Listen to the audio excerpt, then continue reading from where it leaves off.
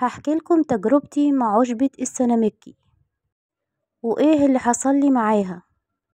بصراحة ما كنتش متوقعاها. وعشبة السنامكي معروفة من زمان قوي وبتتزرع في آسيا وفي أفريقيا. نيجي بقى للمهم.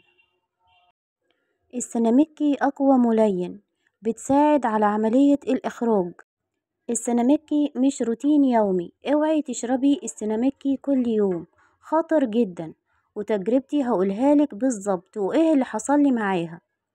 اول حاجة، انا كان عندي امساك حوالي اسبوع، بخش التويلت ومفيش اخراج خالص. يعني بطني متحجرة، بطني منفوخة، في اكل باكل لكن مفيش عملية اخراج خالص خالص. المهم انا جبت السنامكي من عند العطار، وحطيت حوالي 10 كده ورقات في الطبق، وغسلتهم بالمية الجارية كويس جدا. وبعد كده حطيت عليهم مقدار كوباية من المية، وبدأت غليتهم لمدة 10 دقايق.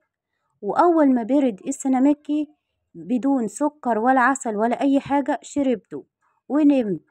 وتاني يوم بقى، عايزة أقول لكم إن أنا كتبت عقد مع الحمام، مفيش حد خالص بخش التويلت غيري، رايحة جاية. وكل مرة بخش فيها التويلت بعمل فيها بيبقى فيها عملية إخراج. يا نهار أبيض، بجد السنامكي كان هيموتني. والله العظيم بحكي لكم تجربتي زي ما حصل معايا بالظبط، علشان أنا سمعت ناس كتير بيقولوا إن هو روتين يومي ولازم نشرب السنامكي كل يوم. خطر، اوعوا تعملوا كده. السنامكي مرة واحدة بس في الشهر. ولو حامل اوعي تشربي السنامكي خالص خالص خالص، بأكد عليكم يا حلوين. السنامكي مرة واحدة بس في الشهر تشربوها، وقبل ما تناموا يستحسن. ممكن تشربوها الصبح وممكن تشربوها قبل ما تناموا. طب ايه الافضل؟ ان انا اشربها قبل ما انام، تمام. بكون مستريحة بقى في نومي والدنيا تمام التمام. بصحى من نومي بقى، بكون كده كاتبة عقد مع التويلت، مفيش حد هيخش التويلت غيري، ممنوع الاقتراب او التصوير. كل مرة بخش فيها التويلت والله العظيم بيتم عملية اخراج لحد ما بطني بقى في ظهري.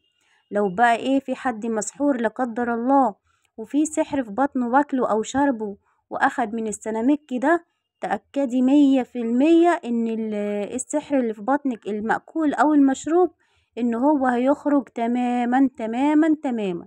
ليه؟ لانه بينظف البطن بطريقة مش تتخيلوها. فانا بحكي لكم اللي حصل لي والله بالظبط، ان انا بطني بقت في ظهري. عايزة اقولك ان كوباية واحدة بس من مشروب السنامكي جديرة ان هي تنظف بطنك تماما. نصيحة بقى، خدي السنامكي وكلي خضار كتير قوي، واشربي سوائل اكتر. لان السنامكي بيعمل جفاف، بينزل كل العصارة اللي في المعدة، كل الحاجات اللي متحجرة بتنزل كلها لحد ما بينزل العصارة بتاعة المعدة. اوعي تعملي مشروب السنامكي روتين يومي، ده بالكتير قوي مرتين في الشهر، مرة في اول الشهر والمرة التانية في نص الشهر. يعني كل 15 يوم نشرب كوباية واحدة بس من السنامكي.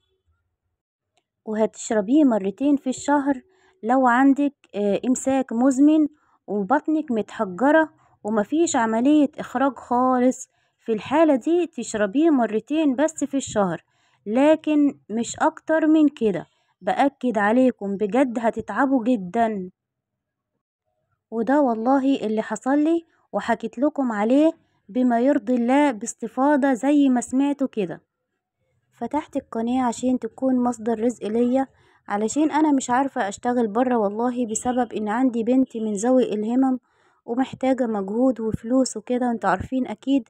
فبالله عليكم اشتركوا في القناة وحطوا لي لايك واكتبوا لي منين بتتابعوني وشيروا فيديوهاتي، وجزاكم الله كل خير.